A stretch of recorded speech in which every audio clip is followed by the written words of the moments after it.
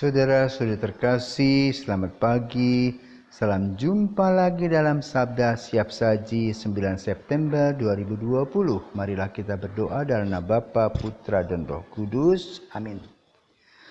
Bapa penuh kasih, kami bersyukur kepadamu karena Yesus telah memberikan kepada kami rumusan-rumusan hidup rohani, di mana yang miskin, yang rendah hati akan mendapatkan pahala, dan yang kaya serta yang sombong juga akan mendapatkan pahala, karena semua yang telah Engkau berikan kepada kami berkaitan erat dengan bagaimana kami harus mengisi hidup. Maka berkatilah kami agar kami boleh mengikuti Engkau dengan bersahaja demi Kristus Putramu dan pengantara kami kini dan sepanjang masa. Amin. Tuhan bersamamu dan bersama rohmu. Inilah Injil Yesus Kristus menurut Lukas. Dimuliakanlah Tuhan. Pada waktu itu Yesus memandang murid-muridnya lalu berkata, "Berbahagialah hai kalian yang miskin, karena kalianlah yang punya kerajaan Allah. Berbahagialah hai kalian yang kini kelaparan, karena kalian akan dipuaskan. Berbahagialah hai kalian yang kini menangis, karena kalian akan tertawa. Berbahagialah bila demi Anak Manusia kalian dibenci, dikucilkan, dan dicela serta ditolak. Bersukacitalah dan bergembiralah pada waktu itu, karena secara itu pula nenek moyang mereka telah memperlakukan para nabi. Tetapi celakalah kalian orang kaya, karena dalam kekayaanmu kalian telah memperoleh hiburan. Celakalah kalian yang kini kenyang, karena kalian akan lapar. Celakalah kalian yang kini tertawa, karena kalian akan berduka cita dan menangis. Celakalah kalian jika semua orang memuji kalian, karena secara itu pula nenek moyang mereka telah memperlakukan nabi-nabi palsu." Demikianlah Injil Tuhan. Terpujilah Kristus. Bila kita mempunyai seorang anak, rumah kita bertingkat, maka kita harus membuat pagar dalam pintu. Kalau tidak, dia akan nyungsep. Demikian pula ranjang harus ada pembatas. Kalau tidak, kepalanya menggeledak ke bawah. Anak belum tahu bahaya. Juga gunting atau pisau tidak boleh di dekat anak-anak. Demikian pula api ataupun gas. Karena anak-anak belum paham. Bahkan stop kontak pun harus diperhatikan. Saudara, kita sebagai manusia pun juga sering seperti anak-anak yang tidak tahu apa yang harus kita lakukan. Maka kita harus bersyukur kepada Yesus yang memberikan kepada kita pencerahan. Menguraikan bahwa hidup di dunia ini bukan semata-mata selesai setelah kita mati. Tetapi ada sebab akibat.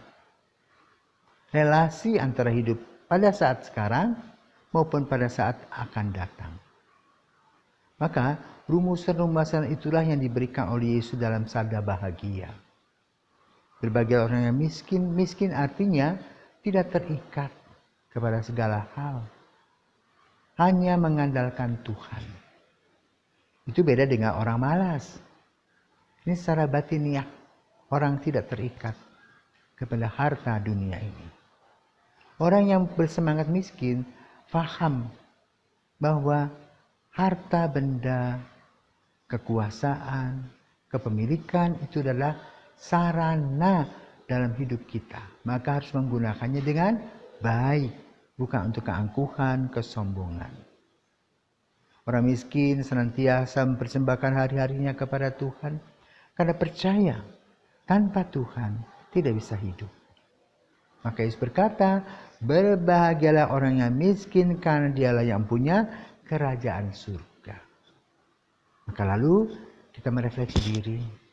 Apakah kita happy? Apakah kita gembira? Apa kita selalu bersedih? Apa kita menyesal dalam menghadapi hidup ini? Kenapa? Keterikatan kepada dunia membuat kita kepala pusing, Kita perlu makan, kita perlu minum, tetapi secukupnya, bukan untuk berfoya-foya. Yang kedua, berbahagialah kalian yang kini menangis, karena kamu akan tertawa. Menangisi hidup, nasib kita, keadaan kita seperti COVID, lapar, tidak bisa makan, tidak bisa minum, tidak bisa bayar ini, tidak bisa beli itu, rasanya menderita. Apalagi mendengarkan keluh kesah orang-orang lain yang tidak punya ini, itu, dan kita tidak bisa membantu. Hanya bisa membantu dengan doa, tetapi secara material ketika mereka lapar, kita tidak bisa membantu. Inilah penderitaan. Maka lalu kita mendoakan agar kita masih boleh berbagi. Ketiga, risiko mengikuti Yesus akan dikucilkan, dibenci, tidak diperhitungkan. Tetapi sebagai anak Tuhan, hal ini harus dilihat sebagai sebuah kewajaran. Kenapa? Karena orang memandangnya dengan cara yang berbeda.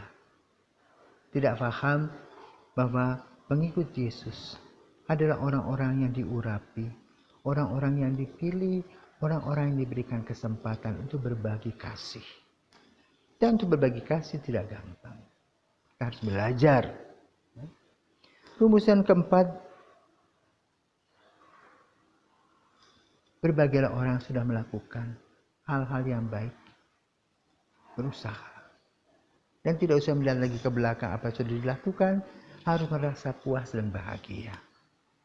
Yang kelima, perhatikan bahwa kita akan terbalik.